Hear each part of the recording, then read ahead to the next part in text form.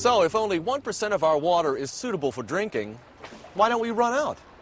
Well, it's because of something called the hydrologic cycle. Do you know what that is? Hydrocycles are cool. Those things fly. Oh. I don't know. Is it 50% of something? Oh, come on. Something's got to be 50%. I know this. The hydrologic cycle is Earth's water cycle. Nature is the original recycler. Our water has been recycled countless times through the hydrologic cycle. Here's how it works. First, there's evaporation. Water on the Earth's surface is heated, becomes a gas, and forms clouds. Those clouds make rain, sleet, or snow. That's precipitation. Some of that water seeps into the ground. That's percolation. The rest is stored in rivers, lakes, and oceans.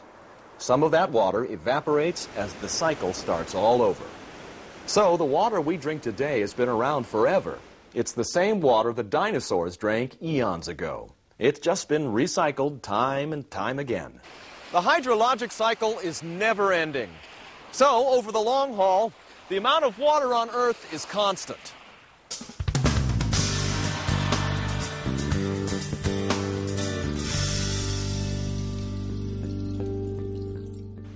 Now we're going to talk about water sources, treatment, and distribution. Let's start with where our water comes from. There are two major sources of drinking water. What are they? Lakes and rivers. How's that sound? No, we just studied this. It's groundwater and surface water. Right. When it rains or snows, some of the moisture seeps through the soil and becomes groundwater. The rest of the water runs off the land into lakes, rivers, and reservoirs. That's surface water. Your local water utility can tell you what your source water is.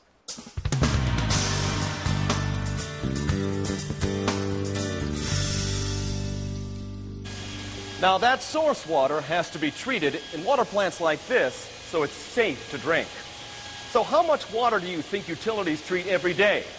Do water suppliers treat 38 million gallons, 38 billion gallons, or 38 trillion gallons of water every day? Boy, I'll bet it's a lot. 38 trillion. No, too much, huh? I'll say 38 million. Oh. These are hard, aren't they? How about 38 billion? That water is used in homes, restaurants, hotels, and businesses. And that 38 billion gallons doesn't include all of the water used for irrigating crops and manufacturing.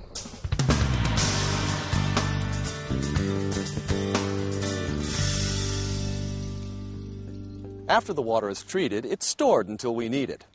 Sometimes water is stored in big elevated tanks. Do you know why? Well, if you have a water tower, you can paint the name of your city on it.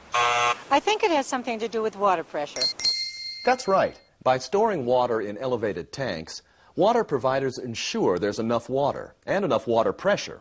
Elevated tanks supply water when demand is highest, and the level of water in the tank helps determine the water pressure in the distribution system.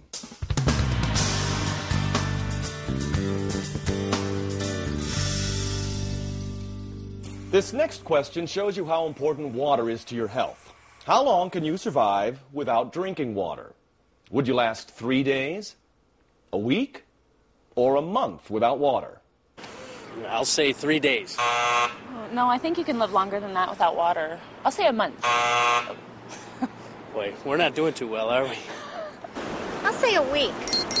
You can survive about a month without food, but most people live only 5 to 7 days without water.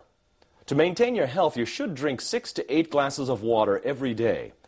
Now, other drinks like juice and milk are almost all water, so they count too. But your best bet is plenty of good old tap water every day.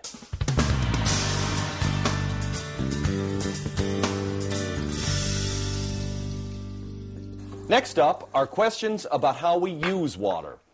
How much water do you think the average person in the United States uses every day? 50, 100, or 150 gallons? I'd say about 50 gallons. More than that, huh? 100 gallons? More than 100, really? I'll say 150. Oh, finally.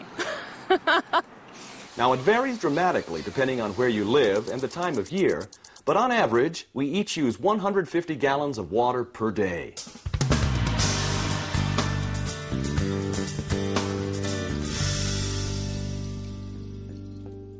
So how do you think we use most of our treated water? Is it used for laundry, for flushing toilets, or do we use it here, outdoors?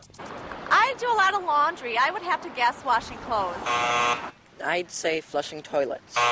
No, I'll bet it's outdoors. Lawns and gardens, right? Right. We use about half of our water outside. We water our grass, our plants, and our gardens. Again, it varies from region to region, but on average, we each use about 80 gallons of water a day outside.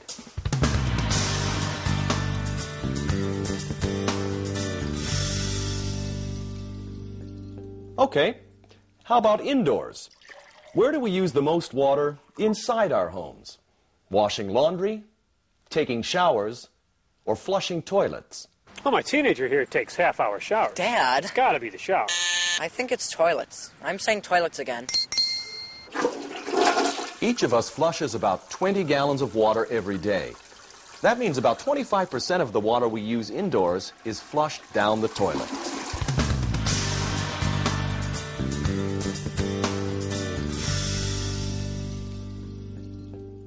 So we use a lot of drinking water, but how much of it do we actually drink?